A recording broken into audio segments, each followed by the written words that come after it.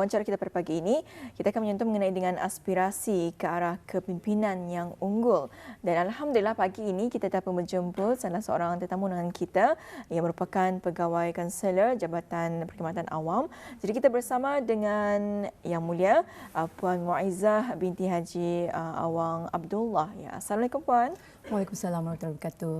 Sihat ya? Alhamdulillah sihat. Jadi Puan Muizzah merupakan pegawai kaunselor Jabatan Perkhidmatan Awam. Ya, betul, betul. ya? Betul. Jadi kita akan memperkatakan pada hari ini mengenai dengan aspirasi ke arah kepimpinan yang unggul. Jadi mungkin ada di antara penonton kita yang ingin mengetahui apa sebenarnya dan juga manfaatnya serta tujuannya untuk masyarakat kita ni. Jadi mungkin Puan boleh menerangkan apakah yang dimaksudkan dengan aspirasi ke arah kepimpinan yang unggul ini. Silakan Puan. Okey, sebelum itu saya ingin mengucapkan syukur alhamdulillah kehadrat Allah Subhanahu Wa Taala dan selawat dan salam ke atas baginda Nabi Muhammad sallallahu alaihi wasallam kerana memberikan kita ni peluang untuk berada di sini, dapat bertemu dan berada di rampai pagi yang sering kali saya lihat sebagai penonton, tapi kali ini saya berada di sini. Jadi alhamdulillah jadi tetamu. Alhamdulillah. Seperti yang dinyatakan oleh Nur Hayatul tadi, tajuk kita ni pada pagi ini ialah aspirasi ke arah kepimpinan yang unggul. Jadi apakah maknanya? Makna aspirasi ini bukan aspirasi yang lucky draw biasa kita ni dengar. Di sini ia bermakna impian. Impian untuk menjadi apa? Dalam konteks tajuk pagi ini, impian untuk menjadi seorang pemimpin yang terbaik, terhebat dan terunggul. Terdapat pelbagai contoh kepimpinan yang boleh diambil sebagai tauladan. Sebagai contoh, di negara kita ni, negara Brunei Darussalam, kita ni beruntung mempunyai raja yang hebat, yang baru saja kita ni menyambut ulang tahun Hari Keputeraan ke bawah duli Yang Maha Mulia Paduka Seri Baginda Sultan Haji Hassan Al-Bolkiah Muizzaddin Wad Daulah Ibni Almarhum Sultan Haji Omar Ali Saifuddin Saadul Khairuddin. Baginda merupakan contoh pemimpin yang berwawasan, sentiasa mementingkan rakyat demi memajukan negara berteraskan agama Islam.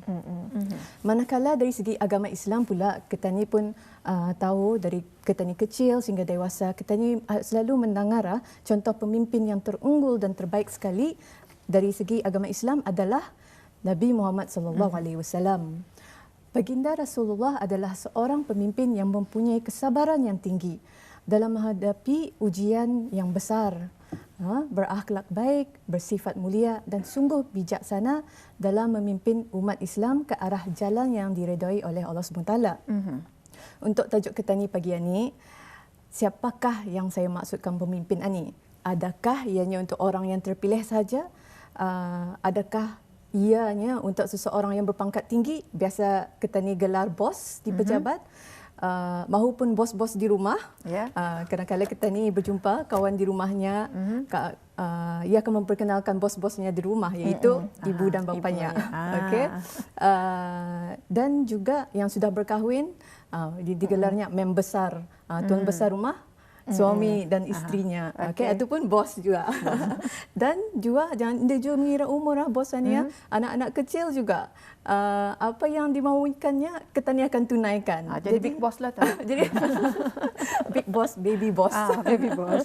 Sebenarnya kalau difikirkan semula, kepimpinan ini bukanlah terhad kepada orang-orang yang tertentu atau yang terpilih sahaja.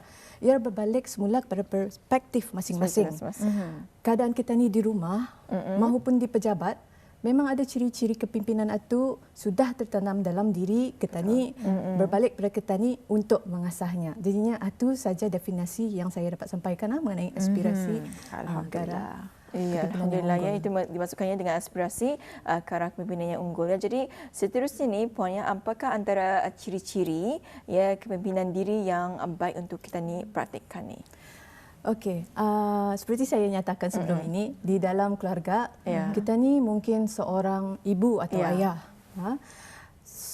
Dalam adik-beradik kita ni seorang abang, kakak, adik, ataupun seorang anak. Masing-masing ada peranannya tersendiri. Sebagai contoh, seorang ayah bertanggungjawab untuk membimbing isteri dan anak. Isteri pula memastikan suami dan anak-anak terjaga. Sebagai anak pula, Apakah fungsinya? Adakah mengarahkan saja? Tidak. Ketani sebagai anak menjaga indung ketani yang semakin hari semakin meningkat umurnya. Seperti dikatakan tadi, kepimpinan ini tidak terhad kepada orang yang tertentu saja, malahan kepimpinan ada di dalam diri individu yang dipanggil kepimpinan diri atau bahasa Inggerisnya self leadership. Ini membawa maksud cara ketani membawa diri ketani. Cara ketani memimpin diri untuk menjadi yang terunggul mengikut kemampuan tani. Okey, jadinya apakah dia ciri-ciri yang akan saya terangkan di sini? Ketani boleh ambillah Nabi Muhammad SAW sebagai tauladan. Baginda mempunyai 4 sifat pemimpin yang boleh ketani ikuti. Pertama, sidik. Sidik, ya. Benar dalam semua hal percakapan dan perbuatan. Tidak ada unsur konsep ada udang sebelik batu. Kadang-kadang ketani ini ada pemimpinnya yang lain, ia punya muslihat. Tapi yang ini Nabi Muhammad SAW benar dalam semua hal percakapan dan perbuatan. Kedua, amanah. Diyakini untuk dipercayai. Dalam semua urusan ada kejujuran. Setiap keputusan dilaksanakan dengan ikhlas, adil dan saksama. Tidak kira siapa latar belakang orang itu, orang kaya kan orang miskin, tidak kira. Ketiga, sifat Nabi Muhammad SAW yang kita ni boleh ikutkan, tabligh, iaitu menyampaikan atau komunikasi berkesan. Bermakna mendengar pihak yang lain dan tidak menghakimi. Menjadi tauladan yang baik, baik hati dan memperlihatkan sifat yang baik. Ada rasa hormat kepada seluruh orang di sekelilingnya. Baik dah orang itu latar belakangnya bukan orang Islam. Okay? Keempat, fatanah, yang bermaksud bijaksana, adil dan pemedulian. Baginda Rasulullah ada empati. Bukan saja simpati yang biasa kita ni dengar. Simpati kita ni mudah rasa kesian pada seseorang. Tetapi empati, kita ni akan lakukan lebih daripada itu. Rasa kesian dan melakukan sesuatu untuk mengurangkan bebanan seseorang itu. Kita ni ingin mementingkan diri sendiri dan apa yang dilakukan Nabi Muhammad SAW adalah untuk kepentingan umat Islam. Betul.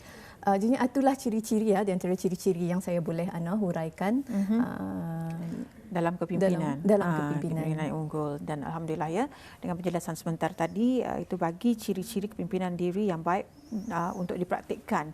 Dan juga bagaimana ketanikan memupuk. Ketani ini kadang-kadang walaupun ada ciri-ciri demikian, tapi untuk memupuk itu mungkin orang ketani sekajap saja. Tapi untuk memupuk kemahiran kepimpinan dalam diri sendiri, macam mana ni? Ya, betul, soalan yang bagus Nur Hayatul. Tidak dinafikan ketani memang secara automatik akan memimpin diri sendiri dalam apa jua situasi. Tetapi tidak ramai yang melakukannya secara sengaja, dalam bahasa Inggeris intentional. Atau melakukannya secara berkesan. Kadang-kala ketani menganggap diri ketani sebagai robot. Ikut saja rutin seharian. Berulang kali tibanya di pejabat clock in, lakukan tugasan tepat pada waktunya, balik dan lagi semula disambung rutin itu berulang kali. Jadinya bagaimana tani memupuk adalah untuk melakukan satu perkara itu dengan intention. Bahasa Inggerisnya purposeful living. Ada 3 perkara yang boleh tiga cara untuk memupuk kemahiran ini agar ia berterusan. Pertama sekali adalah meningkatkan kesedaran diri. Bagaimana melakukan peningkatan kesedaran diri ini adalah dengan cara mengetahui kekuatan dan kelemahan diri. Biasanya kita ni kalau berjumpa orang baru dikenali seperti saya baru berjumpa dengan Nur Intan dan Nur Hayatul, tapi tidak sempat berborak lama. Tapi biasanya kalau berjumpa orang, kita ni akan tanya nama siapa, hobi apa, tinggal di mana, Instagram apa.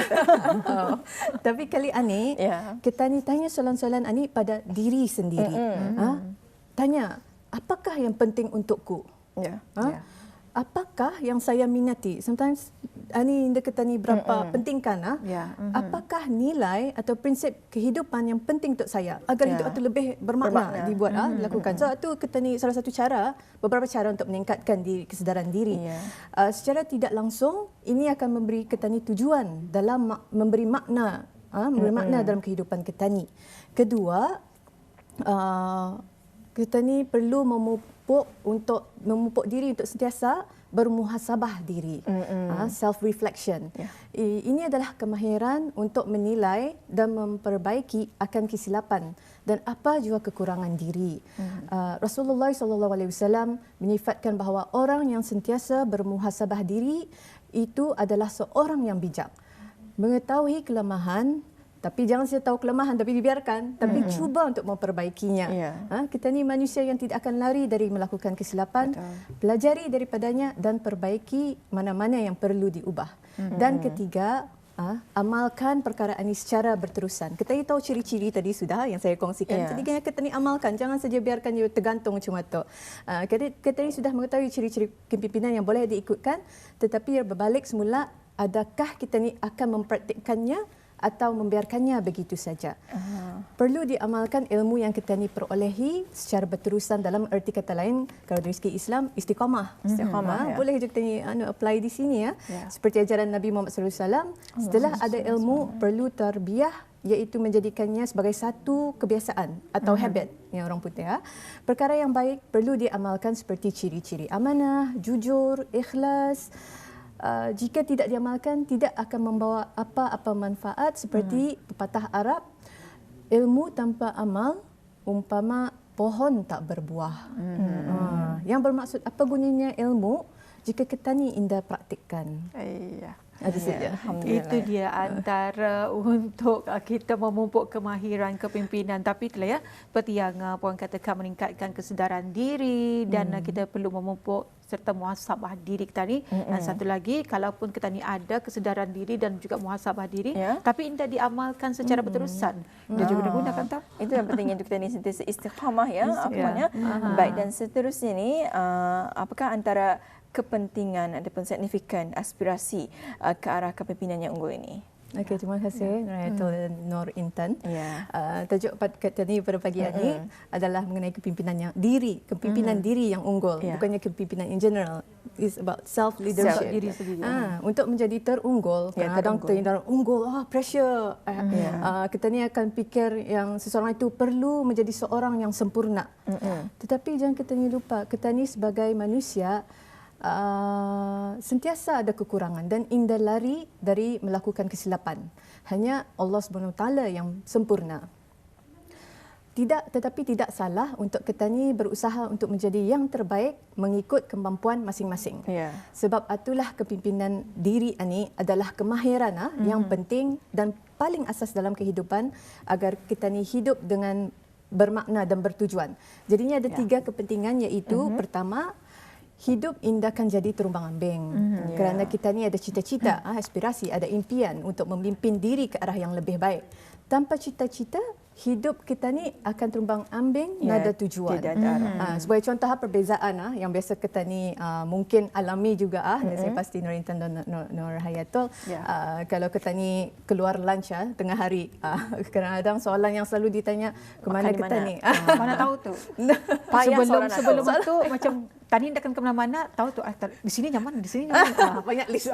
Banyak tu. Sekali sudah ketani kan berjalan macam mantan ni lunch mencari tempat. Mencari tempat. Jadinya macam terasa chaotic Jadi ditanya tu Bernardo, rakan seorang ni kan ke mana? Rakan yang indah tahu tujuan ni ada perbezaan orang yang tahu tujuan dan tidak ada tujuan. Bezanya kalau yang tahu tujuannya dalam 5 minit sudah makan, isi parut, balik office, happy, gembira. Tapi yang indah tahu kan ke mana? Berpusing-pusing, tanya dulu 1 jam kemudian masih lapar. Parut pun indah diisi, balik ke rumah, balik ke office pun munjung, marung sebab jadi stres. Jadi stres.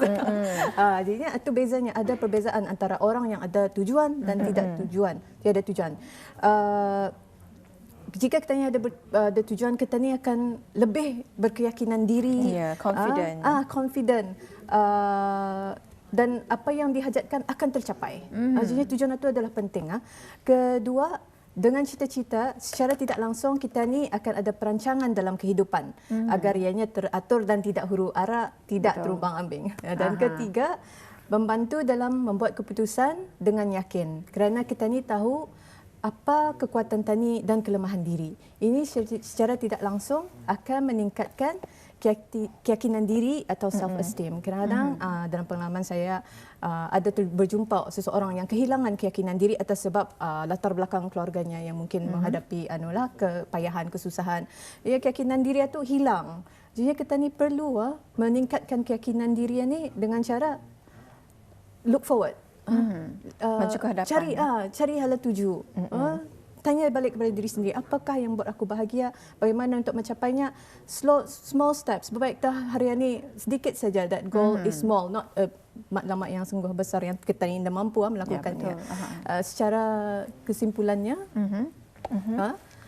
kepimpinan diri akan memperkasa individu itu untuk mengharungi apa jua cabaran dalam kehidupan. Akan meningkatkan kedaya tahanannya, resilient, untuk menjalani liku-liku kehidupan dengan lebih positif. Dan kalau tadi Tuan, Puan, maaf saya, tiba-tiba jadi Tuan ya, Puan. Okey, Puan, aspirasi ke arah kepimpinan yang unggul. Dan kita mengetahui bila kepimpinan ini kita fokus kepada mereka yang menjadi seseorang, mereka yang menjadi ketua. Dia kiralah sama ada ketua keluarga maupun ketua di pejabat dan di mana-mana saja. Tapi dengan adanya yang Puan terangkan ini adalah untuk diri kita sendiri. Kita ini pun boleh menjadi seorang pemimpin sebenarnya. Jadi Puan sebagai pegawai kaunselor, mungkin kalau di pejabat ada para pekerja ketani yang mempunyai masalah-masalah. Adakah perkhidmatan itu diberikan kepada khususnya para pekerja untuk membantu mereka meningkatkan keyakinan diri macam mana? Sedikit penerangan mengenai peranan bahagian perkhidmatan kaunseling di Jabatan Perkhidmatan Awam. Betul, Nur Hayatul, kita di bahagian kami ada menyediakan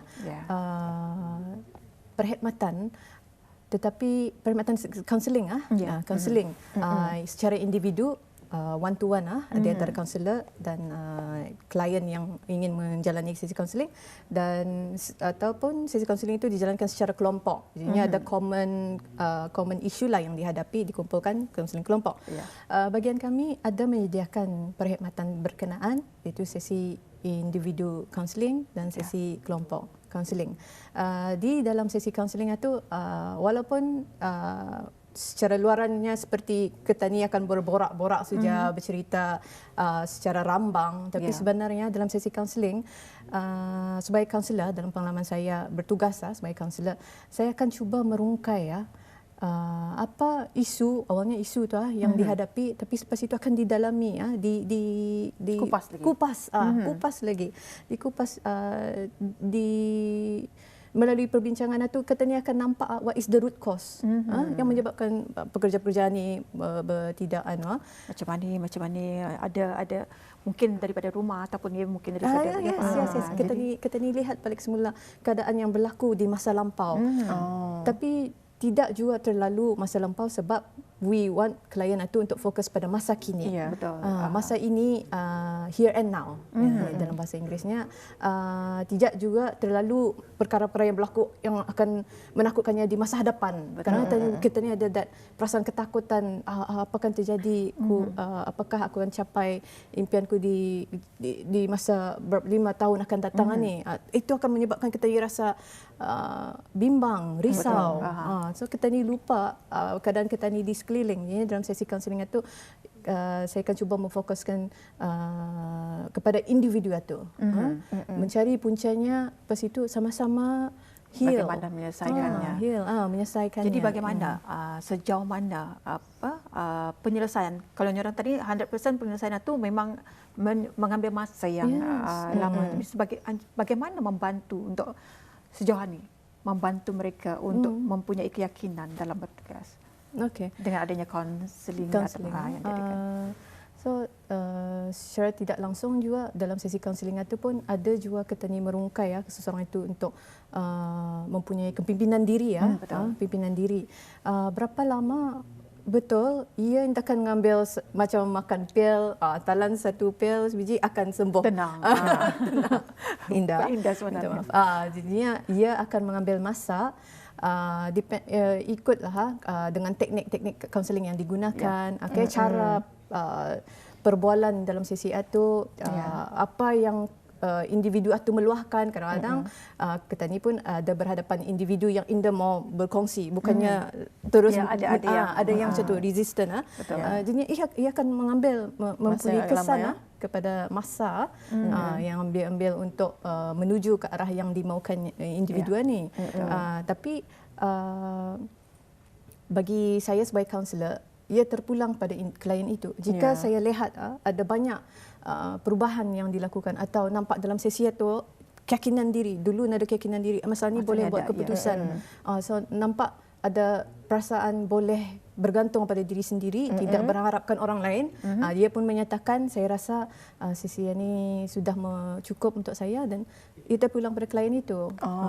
Tergantung kepada perubahan. Melakukan perubahan, ya. Memang perubahan itu terpulang pada klien. Bukannya saya cuma membuka jalan. Sahaja. Betul. Alhamdulillah ya, dengan penerangan seperti tadi, dan ini sebenarnya amat membantu. Dan ianya termasuk dari dalam tajuk yang kita bincangkan, aspirasi ke arah kepimpinan. Siapapun kita sebenarnya, kita perlu memimpin diri kita sendiri, dan juga siapapun kita sebenarnya, sama ada kita orang bawahan, orang atasan dan sebagainya, ianya sangat bekerjasama dan juga membantu untuk suatu kejayaan organisasi tersebut. Jadi kalau kita ni mempunyai keyakinan diri sendiri, kita ni juga membantu kaunseling dan juga sebagai kaunselor juga membantu kepada klien-kliennya. Jadi terima kasih Puan dengan penyelesaian dan juga penjelasan yang diberikan sebentar tadi, aspirasi ke arah kepimpinan yang unggul. Jadi terima kasih banyak. Assalamualaikum. Waalaikumsalam warahmatullahi wabarakatuh. Terima kasih banyak-banyak.